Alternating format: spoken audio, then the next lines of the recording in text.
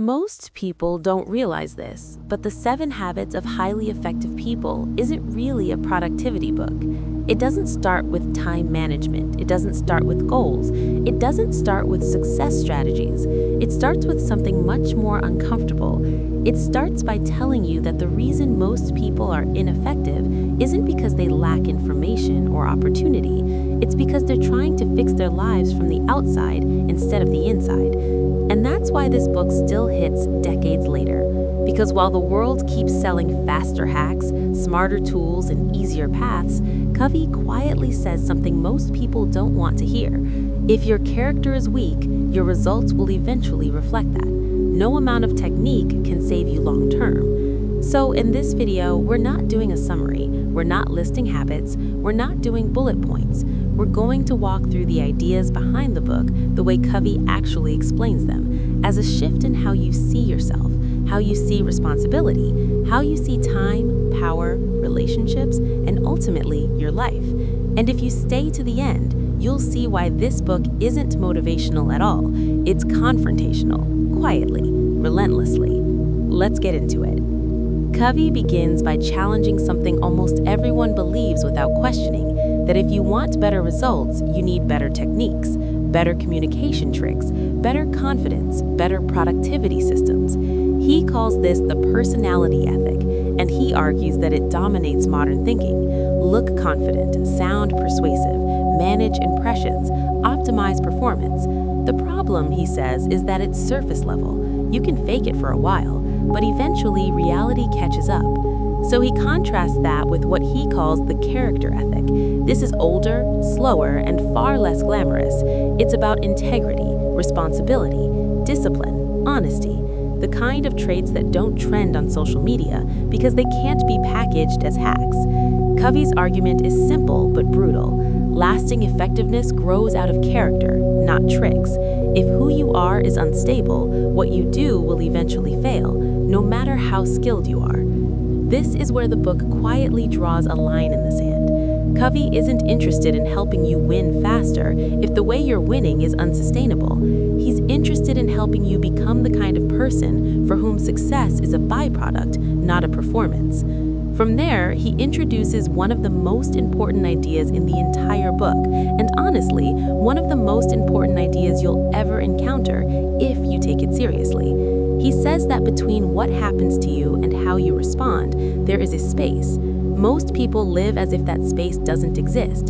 Something happens and they immediately react. Someone says something, they feel offended. A situation changes, they feel anxious. An obstacle appears, they feel defeated. And then they justify it by saying, well, that's just how I am, or that's just how things are. Covey says that mindset gives away your power. In that space between stimulus and response lies everything that makes you human. Your ability to pause, to choose, to act according to principles instead of impulses. Animals react, humans decide. And the more you deny that space, the more your life is controlled by circumstances, other people, and emotions you don't fully understand. This is where Covey introduces responsibility, not as a motivational slogan, but as a fact of reality. He points out how language reveals mindset. Reactive people say things like, I can't, they won't let me, that's just how it is. Proactive people say, I choose, I will, I prefer. The difference isn't optimism, it's ownership. The moment you blame something external for your behavior, you hand your power to it. Covey isn't saying life is fair. He's saying that your response is always yours, and that's a hard pill to swallow because it removes excuses. You can't outsource responsibility without also outsourcing control. Once you accept that, the next question becomes unavoidable. If you are responsible, what are you actually responsible for? Where are you aiming your life? This is where Covey slows everything down and forces you to zoom out. He says that everything in life is created twice, first mentally, then physically. Before a building is constructed, it's designed. Before a company exists, it's imagined. And before a life has direction, it must be consciously envisioned. Most people skip this step entirely. They inherit goals, they absorb values, they chase what their environment rewards without ever asking if it aligns with who they want to become. Covey's famous exercise, imagining your own funeral, isn't meant to be dramatic. It's meant to strip away noise.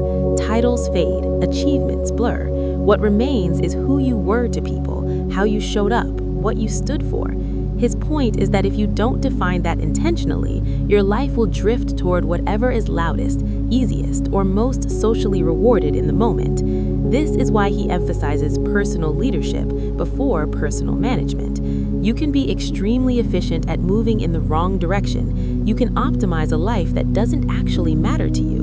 Leadership asks, is this the right mountain? Management asks, how fast am I climbing? Most people confuse the two. Once values and direction are clear, Covey turns to action, but again, not in the way most people expect. Instead of giving productivity hacks, he exposes avoidance. He shows how we organize our lives around urgency instead of importance. We respond to emails, notifications, crises, and demands because they're immediate and emotionally stimulating. Meanwhile, the things that actually shape our future, health, planning, learning, relationships, character, are pushed aside because they're not screaming for attention. Covey argues that this isn't a time problem, it's a courage problem. Saying yes to what matters means saying no to what's urgent but shallow, and that discomfort is exactly what most people are trying to avoid.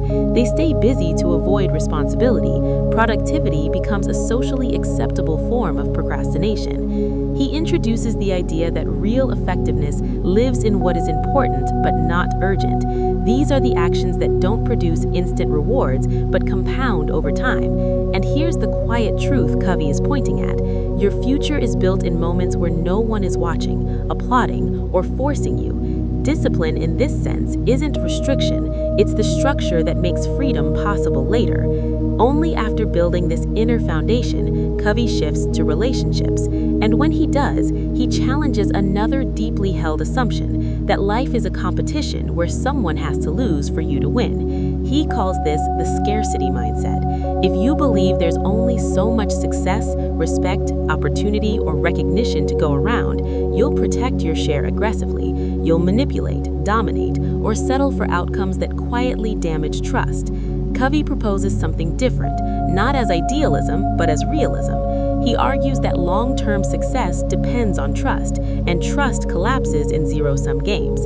Thinking win-win isn't about being soft, it's about having enough self-worth and integrity to refuse outcomes that poison relationships.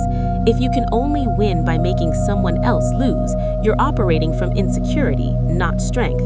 This becomes clearer when he introduces the idea of the emotional bank account. Relationships, he says, are built on deposits and withdrawals. Listening, honesty, keeping promises, showing respect, these are deposits.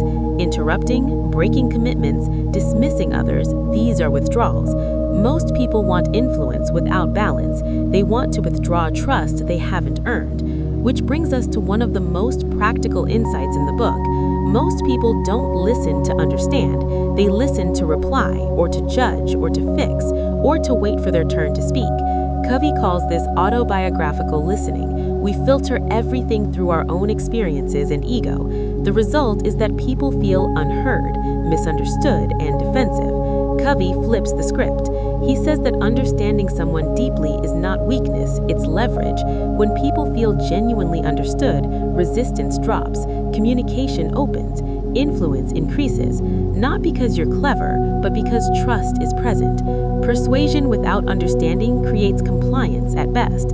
Understanding creates alignment.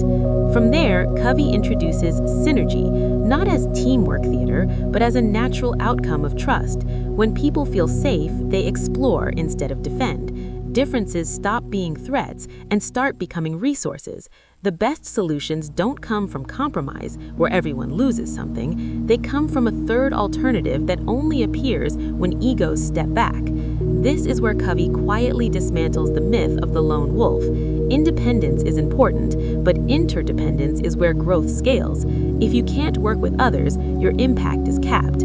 Power that can't collaborate eventually isolates itself.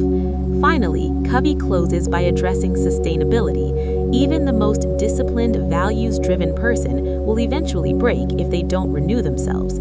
He talks about maintaining your physical health, your mental sharpness, your emotional connections, and your sense of meaning. Skipping renewal doesn't make you tough, it makes you fragile. Burnout isn't proof of dedication, it's evidence of imbalance. Production depends on production capacity. If you keep cutting into the system that produces your results, your body, mind, and character, you'll eventually run out. When you step back, the book reveals its real message. It's not about habits in isolation, it's about alignment. Alignment between who you are, what you value, how you act, and how you relate to others. It says that you don't drift into effectiveness by accident, you build it from the inside out. And that's why this book still matters, because it refuses to flatter you, it refuses to blame the world, and it refuses to offer shortcuts.